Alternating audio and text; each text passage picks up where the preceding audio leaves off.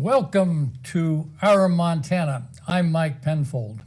You know, I'm really fortunate to have a show like this where I can talk to some of the most interesting people in Montana, talking about Montana.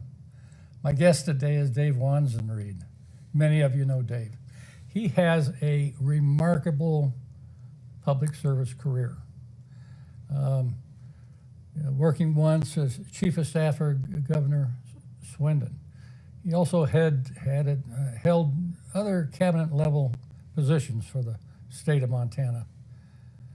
He has been a professor at Carroll College and Montana State University, where he got his degree in Montana State, but he ended up being a professor at Montana State University in Carroll College.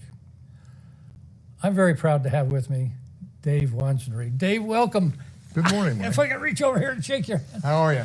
So I was thinking what to call you. I see on our screen we have you as Montana citizen, which is probably the highest honor we can give you, but I thought about calling you Professor Wanzenried. No, I think I'm good with America or Montana citizen since 1968, I might add. Okay, well, not Senator Wanzenried? Nope. What I'm curious about, though, is we're going to be talking about Billings history today. And how did you get interested in this project you're working so hard on now? Well, I have to tell you, I'm actually a Grizz, an undergraduate and a graduate of the University of Montana, go Grizz. And while I was an undergraduate, I didn't take any courses in history that had to do with Montana history or the American West, or very little U.S. history dealt with this area. But when I went back to graduate school, I found a niche of interest in Western history, especially the American West. We really got it. I took some courses, and then, of course, serving in the legislature, it gave me an opportunity to learn more about the granular part of Montana history and how critical that is for how we think about things, how we perceive things these days, without really acknowledging it, and in many cases, not even being aware of it. It's part of our culture, isn't it, too? It is. And, we've done a lot of history stuff around the state, and one thing, I don't care what political party you have to be with or anything else, people are interested in what happened in their area. Absolutely. And too often we don't tell people enough about it, do we? And it's amazing with these projects I've worked on, how many people stop and say, I'm really interested in this. How'd you learn about this? And I said, I just stopped long enough to learn what I know about it. And I would have a thirst for learning more about that. And then that unfolds into a lot of other things. And that's how these projects are all interrelated one way or another. And they're tied to a very rich history, especially in this area. We've got a lot of it right here. Absolutely. So what caught your interest first here in Billings? Well, I think the Canyon Creek battlefield site was something I'd driven by, like a lot of people, a lot of times, without ever stopping. And so I saw the signs. And during the pandemic, I had cabin fever, and so I was out driving around and thought, I'm going to stop. And when I stopped, I read the panels, but I also found something that was very disturbing. It was kind of a dump, frankly. And for those people that are watching, the site is about 7 miles north of Laurel and 15 miles west of downtown Billings, so it's out really in a very remote area. And when I first saw it, I thought, gosh, there were people that died here. This is commemorating a battle that took place where people died. So we ought to be able to do better than that. So I assumed that it was part of the National Park Service. And of course, during the pandemic, the offices were closed. So I decided to clean it up. So I hauled off 8 pickup loads of everything from garbage to human waste to furniture, you name it, to the transfer station just north of Laurel, and happily paid the price for delivering it and cleaned it up. And about a year later, someone from the National Park Service called me back, and after a lot of exchanged information, we decided that, in fact, it was a privately held parcel by a group, frankly, that was headquartered in Laurel. So I actually tracked down one of the few people that was still living here or still alive and said, gosh, I'd like to help. And the person I spoke with said, I'd like to get out of doing this completely because I don't have the health to do it, and I don't have the time and the inclination. So I became the president of the Friends of Canyon Creek in short order. And over a 2-year period that followed that, decided that we needed to do more than just clean it up. It actually was sort of a dangerous site. It actually had some things that posed a danger to people that went there. So I took upon myself to figure out what we could do sequentially, so I had enough money to cover each of the projects I took on. And we started by putting up a new fence. Yeah. Because there was a fence that separated that site, which is about 10,000 square feet, from the adjacent land. And it had a fence that kept cattle from getting out into the roadway because it was a cattle guard, but it kept them from getting back into the place where they belonged. It was sort of a haphazardly built fence and was damaged. So the first money I spent was to put up a new fence. And that old expression, good fences make good neighbors, right? How'd that go with the neighbors? It went over well. In fact, the landowner actually the land is actually owned by a New Jersey company, but a farmer that lives adjacent to there stopped and asked me what I was doing, because he said, I've been trying to fix this fence for years, but people keep tearing it down. So we put up a nice 4-strand barbed wire fence along with bollards to protect it, because the parking lot's so small when you back up, it's easy tight. to back into the fence, Really as you well know. And so the next thing I decided to do was to take out the cattle guard. The cattle guard was actually dangerous because there were a lot of people that wanted to walk out and look at the vegetation that was there. You couldn't get through it safely, could you? No, couldn't get out, and without walking across the cattle guard. Everybody knows, yeah, you can navigate it, but if you slip, you can break a hip, a leg very easily, or fall into these trenches that were on either side of it. Let's see, this Nez Perce, this is about Chief Joseph and the Nez Perce. And why it's there. Yes. That was an interesting story. Chief Joseph and his family had been longtime inhabitants of Eastern Oregon, and they had sacred tribal lands there that were sacred to them. And we hear the story about the American West and the Oregon Trail, thinking that everybody went to the Western Oregon. Well, it turns out that many of them decided they liked Eastern Oregon. Gosh, lots of grassland, pretty lots nice of water, country. mineral, game, all the things that you'd want to have. So they essentially squatted on these lands. And of course, conflicts arose between the Nez Perce that were there and the white settlers. And the white settlers prevailed to the point where the Indians, in the person of Chief Joseph and his clan, were basically going to be forced onto a reservation in northern Idaho. And the younger warriors in that group resisted, and during that relocation killed some American settlers in northern Idaho. And Chief Joseph was worried about what would happen, the consequences of that, so he and his clan decided to flee, and they didn't really have a clearly defined destination when they left. And Chief Joseph, for the sake of those watching, was just the first amongst equals. There were a lot of other elders that made decisions along the way that we so carefully document. They fled initially into Yellowstone Park, and by the time they got to Yellowstone Park, they realized that the only place they could be free of the arm of the American government was in Canada. And so the idea was to unite with Sitting Bull in Canada. And so they exited the eastern part of what's now Yellowstone Park and fled north, and that brought them to Laurel, where they crossed the river. And during that flight, 2 trappers were intercepted they were just innocent bystanders, but the raiding party that ran ahead of the group intercepted 2 trappers, and they ended up killing them.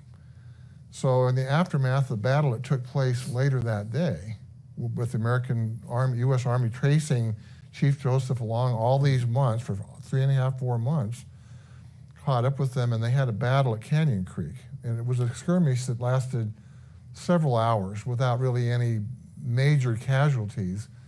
But it was the second to the last battle of what we call the Great American or Indian Wars, really. Kind of amazing, isn't it? The Nez Perce Trail now is a National Historic Trail, Correct. Isn't it, Dave? Right. And so Canyon Creek is definitely right along that trail. It is. And I've always wondered, the Nez Perce must have really known this country here. I know they came over and visited a Crow occasionally. Correct. And hunted buffalo over here. So they're part of our heritage too. Those 2 trappers were right here at Riverfront Park. That's right. And that's how, before Riverfront Park. that's how I actually transited from working on the Canyon Creek battlefield site to working on what's now we call Boot Hill Cemetery, or the Colson Cemetery Park out near the Heights. You brought us some pictures. I'm gonna put those up, Dave. Absolutely. If you'd make some comments on this. This is what the site looked like in 2020, basically. Springtime, you can see it's pretty well worn down, worn out roofs. The parking lot was beginning to show signs of decay. Looks like you've gotten a lot of the trash picked up when you took it. That's right. I Picked up the trash first. If you want to advance it, I'll just walk you through what we did. This shows you a view with the cattle guard, and it shows you just exactly what it looked like. And you can see in the background there next to my pickup some stuff that was dumped. Actually, after I cleaned it up, some people decided to dump their branches from their yard there. And so I loaded those in my pickup and hauled those away. But you can see it was worn out, and the cattle guard really prevented people from being able to exit that site because there's some sagebrush just to the east of it here. And there were people from different parts of the country that asked me, what's that vegetation out there? And I said, it's sagebrush. You've driven by it for miles and miles if you're from the Midwest. So they wanted to walk out there, but they hesitated. And I found out while I was working out there that people hesitated to ride bicycles across that into there. Yeah. That rode out there. And people on motorcycles would park on the outside as well. Yeah, a big cattle guard like that can be really dangerous to bike. Absolutely. So if you want to advance that again. Hey, Dave, let me point out something else here too. In that picture, that I think in that background is there's a lot of other history out there. Calamity Jane had a cabin out right. there. To the southeast of that site, if you stand there at the cattle guard and look to the southeast, on top of that, Calamity Jane is on Cache Butte, they call it, had a cabin. Actually, it was more of a dugout that was there, and she actually played a part in the battle that took place here because she had a nursing background and escorted the wounded soldiers to a fort down on the Tongue Interesting, River. I didn't know that. That's right. She actually went with them. She didn't participate in the battle, but she probably would have had she known about it. But she actually escorted those wounded soldiers to the fort on Tongue River. Now, there's a story about, I'm getting off the subject here a little bit, but there's a story about horse thieves keeping stolen horses up on that butte behind. You suppose that's true? Yes, it is. In fact, it's pretty well documented that during the time that Chief Joseph and 500 of his clan, so it was a large number of people, and more horses were being chased by the U.S. Army through Idaho, Montana, Wyoming, back into Montana. It's amazing, wasn't it? And they evaded them for 3.5 months, and that was an embarrassment, frankly. Oh, yeah. There was old men and old women with the... So when they got here, they were relying on the Crow to help them, and the Crow were a little hesitant because they didn't want to get crosswise with the U.S. Army. So the Crow actually took horses that belonged to the Nez Perce while they were fleeing. And to be fair about that, that was an art. Different raiding parties from different tribes would take horses from other ones, the Blackfeet, the Crow, the Lakota, you name it. So they had a lot of that going on, but during this flight, that slowed them down because a lot of people that had been riding fresh horses had to walk, and that slowed them down to the point where they had to surrender. I'm going to move on these pictures that you got for us. This just shows you the cattle guard and how dangerous it was. That was about a 5-foot drop off there on the east end of the cattle guard. So we decided that needed to be fixed. And those rails are quite far apart. Oh yeah, and they were worn. You can see it's all broken down. It's really not a functional cattle guard at all. So we took it out, and this is just a picture of what it looked like. They took the cattle guard out. Cop Construction did all the work. We hired local vendors to do all the work. They filled that in one day, and I have to tell you, I was amazed at what an art it is to fill a trench like that and compact it. If you just advance it, you can, I don't think maybe the screen is there, but this shows you what it looked like after we had the parking lot paved and striped. And you'll notice it still has an old roof on it. So we decided the next part of this was to take that roof off, and this is a picture with the new roof on it, that steel shingles are supposed to last 75 years. So, Mike, you're going to be responsible when they wear out 75 years from now. 75 years from now, if it needs to be replaced, I'd be happy to do it. I commit to that. So that just shows you what it looked like when we were done. And well, this took money, too. Pardon? It took money to do this. We raised and spent just about $40,000, all from private sources. No public money whatsoever. And we have money in the bank so that if anything happens out there, if there's any damage, we've got money in the bank to take care of it. And we have a working agreement with Bright and Beautiful to have volunteers go out there and clean that site and to call me if they find anything that they can't take care of. So it's going to be like that for a long time. So I think I moved into a new topic here, Dave. That's right, you did, and with good prompting. As we've talked about, some trappers were wounded, actually killed by the Nez Perce. They thought they were 1877 is when that battle took place. Was it that late? Yep. Yeah, 1877. They were given a field burial because they thought they were U.S. Army. Yeah. And only after the battle, after they had been buried, did they find that they were in fact not U.S. Army. So they were disinterred and moved to what is now the Boot Hill Cemetery. The Boot Hill Cemetery is actually officially named the Colson Cemetery Park. Mm-hmm. And it served the town of Colson, which is the predecessor to the city of Billings, from 1877 to 1884. And in the background here on the other side of the river, this was taken looking to the north from the south side of the Yellowstone River from the what we call where all the radio antennae are, looking at the town of Colson. And this is a picture of the very eastern end of the rims where a number of historic events took place, and the cemetery sits right here and right in the foreground there where behind that fence? Where the slope is there. Mm-hmm. That's what it looked like. And the only thing really that sets it apart from the rest of the landscape that's out there is this obelisk that was built and erected by a gentleman named Daniels, who actually dedicated and maintained this park for years after it was no longer a cemetery, built that obelisk in 1922, and then deeded that area, it's about 2.5, 3 acres, to the city as a park. The other landmark that's on it is a steel sign that's, gosh, it's 4 feet by 8 feet, maybe even larger than that, that was cut with a welding torch. Is that there now? It's still there. Mm-hmm. And we're going to move that sign because where that sign is located, no one can see it. It faces west, and it's not something you can see as you drive by the cemetery. So we're going to move that sign from that level down to the parking lot so people can see it as they drive by, and they'll know that there's something up there. So this is under the city's control now? Are you working with the city? How are you getting this done? I went to the city in May, actually in June of this year, and talked to them about adopting the park. Because when I went up there and tried to find those grave sites for those 2 trappers, I couldn't find any markers. What I did find was weeds that were up to my chest. Oh my. And to be fair, this site has never been maintained as a park or as a cemetery. It's the epitome of a red-haired stepchild. Yeah. Right? Yeah. So when I offered to adopt it, they were thrilled. And we formed a very informal partnership that's been very productive. Talking about with the city now? With the city of Billings, the Parks Department, in the person of Mike Pegg, has been very responsive. Oh, he's a good guy. They've been very responsive. They initially cut down all the weeds. They trimmed the edges of it, and then they took out some vegetation on the north end of it, which really obscured being able to see where this sign is going to be located. And we've enjoyed a good working relationship over the last 5.5 months.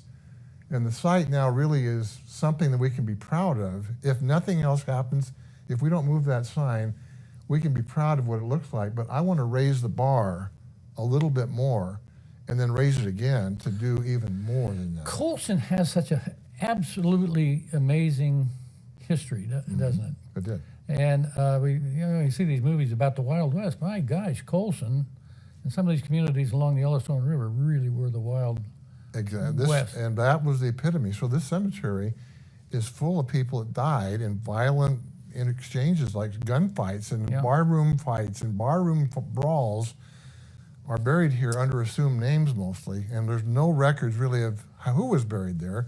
There are some.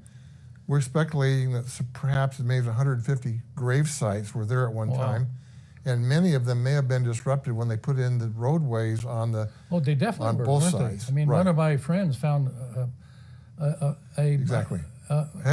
A headstone. Exactly. It was kind of usually. And that's one thing we're going to put back here. Oh, good. I went over to talk to him. Oh, did you? And we've decided that this site deserves to have that headstone. It won't be on a particular grave site, but we're going to try to collect as much information like that as we can and make this place, which is historic in its own right, a place where people can go and learn about the history of the cemetery, learn about Colson, but also learn about a lot of other events that took place within a stone's throw of this location. Isn't that the case?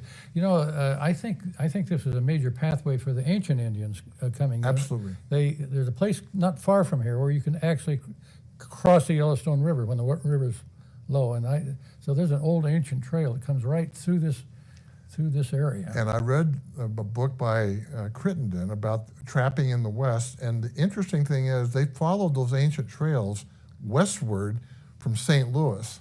Yes. To this area, Yeah. right to this area. Yeah. So we know that they were there, and that's how the West was really begun to be explored, even before Lewis and Clark. And then accentuated after, of course, Lewis and Clark profiled all these wonders of the West. Yeah. So it served as a magnet that brought a lot more trapping and a lot more people that were just adventuresome, wanted to find out what the West was all about. Dave, I heard a story about the men in Colson, the people in Colson would take a body up there that had been recently unfixed, at any rate, and bury it. And then the cowboys would get on their horses and run back down to Colson to the bar, Right. to have a drink for the dearly And it was during one of those ceremonies that someone was killed going back after they'd had basically a funeral that died on the way back to the bar. So they had to go back and bury that person as well. I shouldn't laugh There at that. are all kinds of stories like that, Mike, that are just truly fascinating. Yes. And the interesting thing about this site is that it's on what you call, the sort of a crossroads and the confluence of a lot of things. William Clark and the Corps of Discovery went on the Yellowstone River half a mile from this location. Exactly. That's where they moved the horses across. Exactly. And so they put the horses out to graze.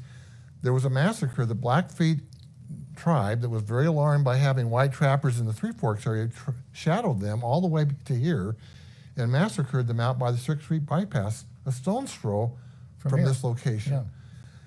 Amelia Jones or something like that? The Emil Jones massacre. Emil Jones, that was it. Correct. And that had a lot of impact on relationships between the British and the United States up north, didn't it? Absolutely. Yeah. And it's events like that thwarted more settlement for a while. But steamboats on the river that came to Montana offloaded people, and they came in.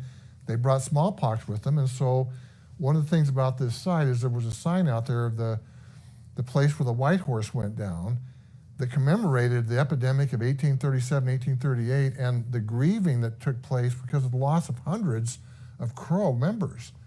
And two warriors dressed in their finest and rode off a cliff that's now where the First Interstate Arena is. You mean Sacrifice Cliff is not? No, there's some debate about that, to be honest. There's a lot of Indian history here, too. Have you had a chance to talk to Indian people much? In fact, Aaron Bryn, who's the Historic Preservation Officer for the Crow Nation, and he and I spent some time up there talking about the things that he would like to have depicted when we begin to tell the story of the area from the Crow perspective. And it was a fascinating couple of hours to spend with him talking about the origins of the word Yellowstone, for example, and exactly where these events took place. And many of the things that we white folks use as history may not be completely accurate, believe it or not. We've missed it. Let me turn to this is a sign that commemorates the loss. It tells the story about the self-sacrifice that took place on the part of those true Crow warriors who were grieving the loss of family and loved ones and rode their horse off. And it was witnessed, as the sign says. That sign was damaged in August, so we took it down, and I've approached the county commissioners to locate that sign on the Metro Park grounds, closer to where the event actually took place. And how it ended up at the cemetery, I have no idea. Better location for it, isn't it? Better location. The idea and the goal really is to tell the story and to put it in a place where people can read it, because like the Boot Hill sign, that steel sign, you couldn't have read this sign if you wanted to from this ground level because it's up on an incline. So we're going to take that sign down and we're going to relocate it. And I've approached the county commissioners with a proposal that we made, the Friends of the Boot Hill Cemetery, and the county commissioners asked us to take a look at a different site, which is to the east of the entrance to the upper parking lot at Metro Park. So we're going to find a place that's better than it was and hopefully increase the profile of that story. This looks like a historic picture here. This is one of the trappers that was killed. And I thought that I'd find that gravesite. Of course, there's no rocks, there's no headstone, although that headstone has an interesting story. It's actually ended up with the Nez Perce somehow, who brought it back to Billings. Kevin Koister told me the story about that several years ago and gave that to him. They're trying to trace who had it and how it got to the Nez Perce and back to Montana. But this was the exception. There were a few headstones like that. And the few remaining ones that were there in the 70s were pulled up by a Boy Scout troop, and they made these crosses. Now, I need to tell you, the crosses involved an awful lot of labor. I found a paper that a woman from Billings wrote about all this. It took a lot of work, but those crosses bear no resemblance whatsoever to the actual grave sites. Well, they took up the markers, that few there were, and put them up, and you can see the obelisk there. Yes. If you walk up there now, Professor Tom Rust from MSU Billings and a class of his did a radar penetrating study just before the pandemic and found a number of grave sites. Oh, that's helpful. And so they marked them. So what we want to do now is, that's sort of the idea of what they found. And some of those are anomalies. They may not all be grave sites. But we're in the process of trying to figure out how we can pull all this information together and present it in a way that allows for the traditional informational panels you would find, but access all of this, the wealth of all this information with technology, so you can take out a smartphone and access it. What a good idea. And you can find all the information you want and maybe access podcasts that tell the story of the cemetery and all the other things, Yellowstone Kelly gravesite, you name it. There are all kinds of things. The Battle of Poker Flats, all the things that took place, the historic trails can be told. You know, I'm so pleased too. The city has developed a really neat-looking plan for where the old city of Colson was. Exactly. So this really kind of ties nicely into that. Well, this also is going to cost money. Where is that? We're figuring about $45,000 to $50,000, and we've raised about another $15,000 toward that. Mm-hmm. And we're applying for grants for different foundations. But I'm positive that when people find out about this project, there are a lot of people here in Billings that have an emotional attachment to this site. They don't know anything about it. They don't even know where it is, but it's the Boot Hill Cemetery, by golly, and it commemorates some of the first stories about the Billings area. You've developed a little brochure. I did. I have it with me. Haven't you? Have you got it? And I'm going to hold it up and just show people what we've got. It's a very simple brochure that just talks about the significance of the place, which goes beyond being a cemetery. And we want to turn it into some place that has an informal, basic information kiosk. So they can find these other things simply by going there. If you go there now, you don't know about any of these things, including the work that's being done for the town of Colson and all these other things that took place. The passage of the Corps of Discovery is not even mentioned up there. Darn it, Dave, we're running out of time here. I tell you what, fun, Mike. I really appreciate. You're not getting paid for any of this. You're doing this is a goodwill. I'm just an old guy with a lot of time on my hands. And my wife has a lot of honeydews, and when I have time left over, I work on projects of this type. Listen, Dave, I so appreciate what you're doing for our city here, and I appreciate you being on this program. Thanks, Mike. Good luck to you in this. Take good care, sir. You bet.